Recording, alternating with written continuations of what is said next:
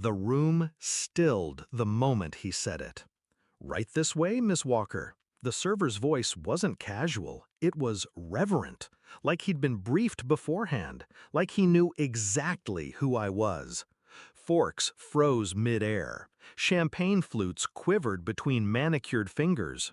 My father's face, so smug just seconds earlier, twitched, ever so slightly. They knew that name, just not me behind it, and that's when I smiled.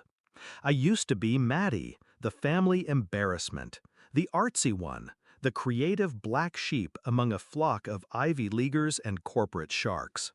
I didn't choose their path, I chose mine: design, branding, storytelling.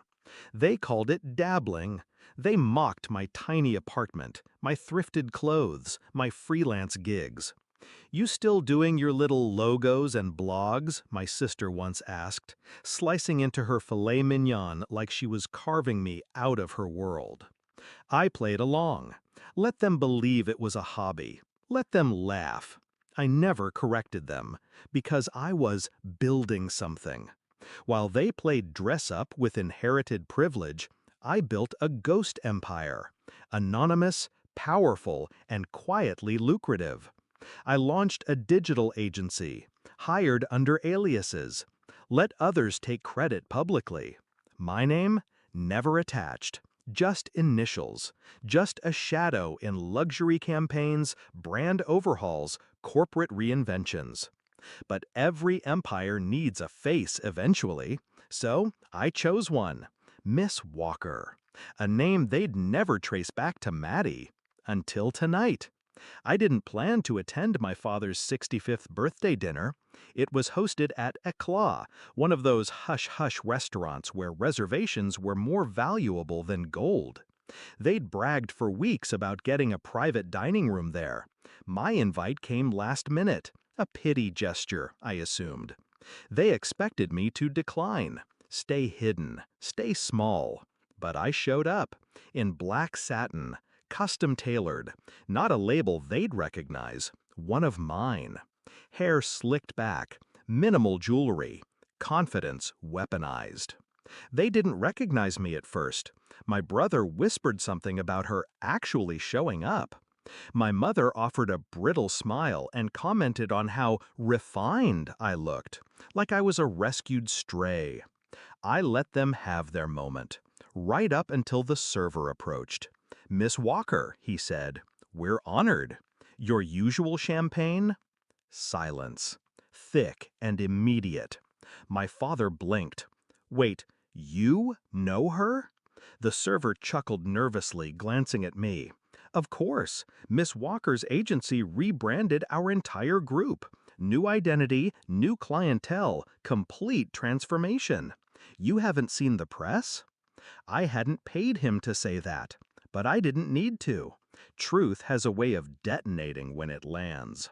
Flashback to 6 years ago. I'd shown them the pitch deck, one I'd spent months building. It was lean, elegant, aggressive. They laughed, said I was cute for trying. My mother warned me I'd be poor forever.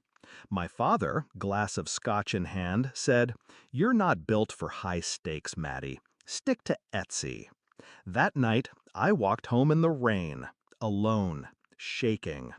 Then I deleted my real name from everything, became Walker, ruthless, unattached, unapologetic. I worked 18-hour days, studied behavioral branding, market psychology, algorithmic targeting. I infiltrated their world through my work, redesigned banks, luxury retailers, tech firms. Their favorite products, reshaped by my hand. They never noticed, until now. My sister broke first.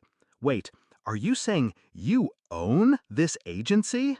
I turned slowly, took a sip of champagne.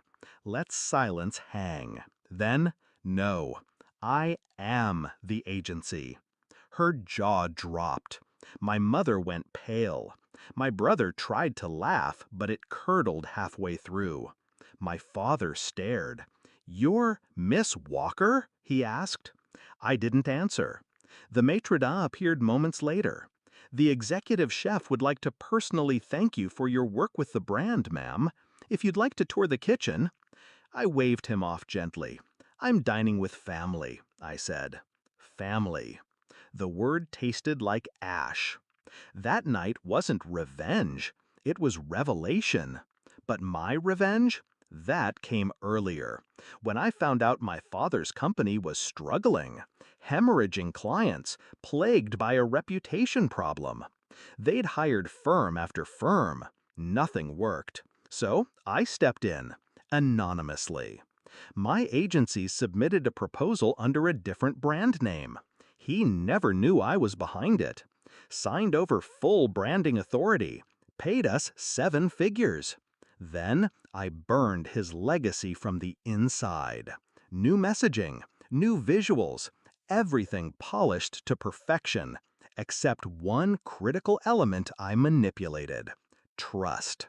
I planted subtle seeds of unreliability in the brand voice, tiny inconsistencies, subconscious triggers, enough to erode investor confidence, spark rumors, leak client uncertainty.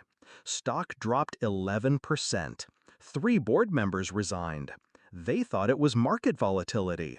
It was me. As dessert arrived, I could feel the shift. They no longer looked at me with pity. They looked with fear.